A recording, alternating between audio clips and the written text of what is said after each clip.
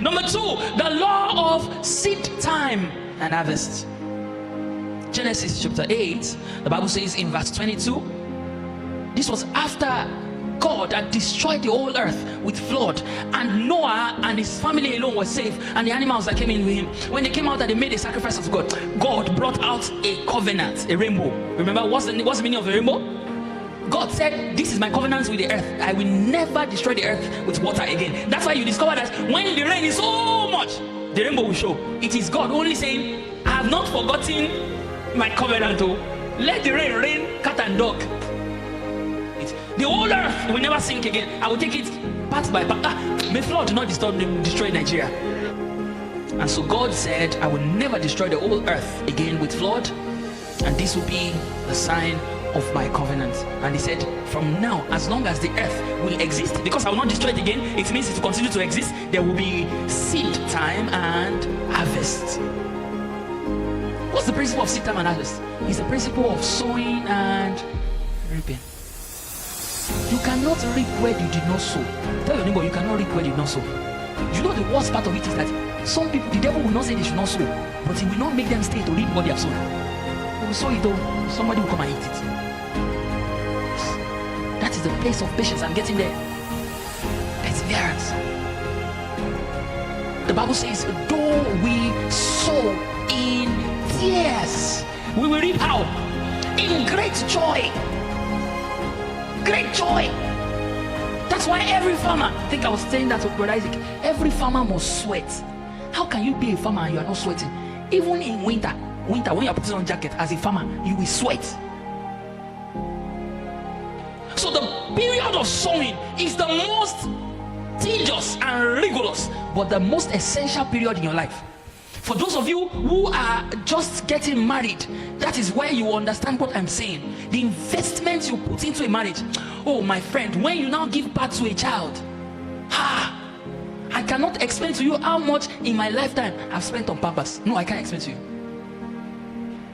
Oh, okay. Some people in the house, they're concurring with me. So every system that gives for harvest or cashing things out must also first sow, give for planting, bending down to work. The Bible is categorically against a lazy person. A lazy man, the Bible says he will put his hand in a bowl, but he will not be able to bring it out of it. Because one, there is nothing inside that bowl. What did you put there? Wherever you are, sow, learn to sow. Sow with tears. Sow with what? The meaning is that work hard. Work hard. Let legacies be left.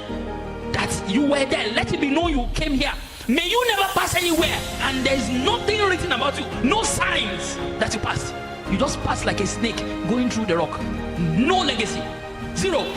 Rather, you cause trouble. Cause trouble here. Cause trouble here. Cause trouble here. Cause trouble here. If you sow trouble, you will reap trouble. Tell somebody beside you, if you sow trouble, you reap trouble. It is in the season of sowing and reaping that we have the times of little beginning.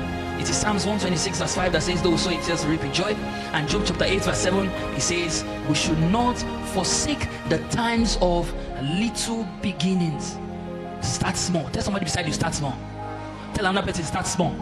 Everybody looks at the big companies, the big names. Did they suddenly become big names? Oh no, oh no. Let's even take you for example. Did you suddenly become this big?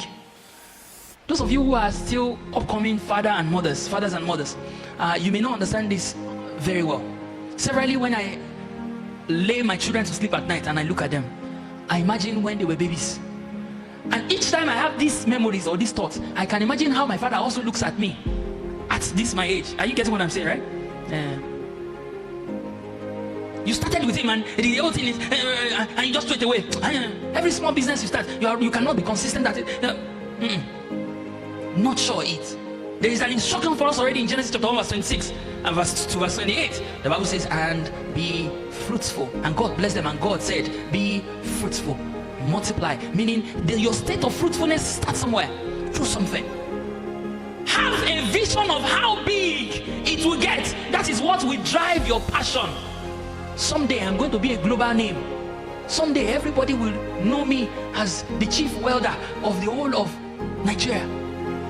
Someday everybody will call my name if they need a house. Someday I will become the #1 real estate person in my environment. Someday I'll become the chief painter. Someday I'll be the owner of the biggest factory in this environment, supplying food materials.